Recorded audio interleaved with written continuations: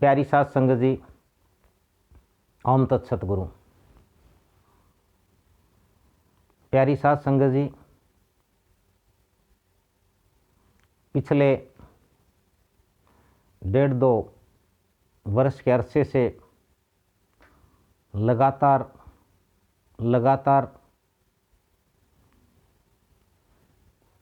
मानव जाति के ऊपर जो खतरा, जो अंदेशा, जो भय, आतंक का जो साया है, जिसका नाम कोरोना है। बड़ी विचित्र बात है, कोरोना के ऊपर कोई भी निश्चित रूप से कुछ भी कहने के लिए तैयार नहीं है। संचार और प्रचार माध्यमों से हर रोज़ प्रतिदिन कुछ न कुछ इस प्रकार की बातें सुनने को, देखने को मिलती है कि मानव पूरी तरह से इस कोरोना को लेकर के आशंकित है, भ्रमित और भयभीत है। अभी आजकल में ही एक बड़े राष्ट्र के चिकित्सा सलाहकार द्वारा ये बात आई कि कोरोना वायरस का उत्पादन किया गया है, ये प्राकृतिक नहीं है। यदि ऐसा है भी तो एक बात तय है, इस भौतिकवादी युग में पैसे की चकाचौंध, व्यापार का बाजार, धन कमाने की होड़ ने प्रत्येक आदमी को लोभी, लालची और स्वार्थी बना दिया है। इस कोरोना काल में भी बेशक कुछ लोगों ने लोगों की सहायता की है, लेकिन वहाँ भी हमें एक चीज़ देखने को मिली कि इसमें भी जो सहायता कर रहे हैं वहाँ पर भी बहुत प्रकार के घपले हो रहे हैं। कोई थोड़ा सा पैसा खर्च करके बहुत अधिक दिखा रहा है, कोई छोटी से छोटी वस्तु अगर किसी का सहयोग कर रहा है, किसी की मदद कर रहा है, तो वो अधिक से अधिक, ज़्यादा से ज़्यादा फ़ोटो खिंचवाने में लगा हुआ है। जो कोई भी जिस भी सहयोगी संस्था से जुड़ा हुआ है, प्रत्येक कोरोना के नाम पर दी जाने वाली मदद के नाम पर लूट और खसोट में लगा हुआ है।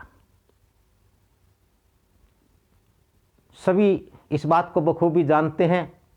ये अलग है कि कोई खुले आम इस बात को स्वीकार करने के लिए तैयार नहीं है। जिसको जहाँ मिलता है वो हड़प लेता है। अब ऐसे में अगर कोई राष्ट्र किसी वायरस का निर्माण करके मानव जाति के लिए अगर खतरा उत्पन्न करता भी है तो उसका अपना स्तर है। हमारे साधु संतों ने, हमारे सतगुरुओं ने, हमारे धर्मगुरुओं ने, हमारे शास्त्रों ने ये बतलाया कि मनुष्य को काम, क्रोध, लोभ, मोह, अहंकार, ये 5 विकार छोड़ करके मनुष्य को सतगुरु के संग से, सत्संग के जरिए से अपने भीतर जा करके आत्मसात करना चाहिए। लेकिन आज वो सारी बातें बेमानी हो गई है। कोई भी अंदर जाने के लिए तैयार नहीं है। कोई भी जीवन का अर्थ, मनोरथ, सत्य जानने के लिए तैयार नहीं है कि आखिर सृष्टि के इस सर्वश्रेष्ठ प्राणी मनुष्य का जीवन का उद्देश्य क्या है। उस प्रकृति ने, उस परमात्मा ने, उस ईश्वर ने, उस सर्वशक्तिमान ने आखिर इस मनुष्य को किस लिए बनाया है? मनुष्य का जन्म मुक्त मोक्ष के लिए हुआ है। ये संसार लाखों प्रकार की योनियों से भरा हुआ संसार है। प्रत्येक योनि नीचे से ऊपर आती है। मनुष्य का जीवन अंतिम जीवन है और इसके लिए उस प्रकृति का, उस परमपिता परमात्मा का इस मनुष्य को ये सीधा सीधा आदेश है, मनुष्य को यह अधिकार है कि वो चाहे तो इस आवागमन से, इस आने और जाने से मुक्ति प्राप्त कर ले। मुक्त होने के लिए जन्म मिला था, क्योंकि मनुष्य जीवन ही एक ऐसा जीवन है जहाँ से चक्र शुरू होता है। मनुष्य जब अपने सदकर्म नहीं करता, मनुष्य जब पाप कर्म, दुष्कर्म, बुरे कर्म करता है, मनुष्य अपने विकारों को समाप्त न करके काम, क्रोध, लोभ, मोह, अहंकार के वशीभूत होकर के जब कर्म करता है तो वह मनुष्य सर्वश्रेष्ठ होकर के भी अपने कर्मों के आधार पर निचली योनियों में चला जाता है और इस प्रकार से चक्कर लगातार चलता रहता है। इसका अब एक ही अर्थ है कि किसी को दोषारोपण किए बगैर, किसी को दोष दिए बगैर प्रत्येक मनुष्य अपने अपने समाज के, अपने संप्रदाय के गुरुओं, सतगुरुओं के अनुरूप मनुष्य अपने किसी योग्य गुरु की, सतगुरु की शरण में जाए और अपना निवारण कर ले।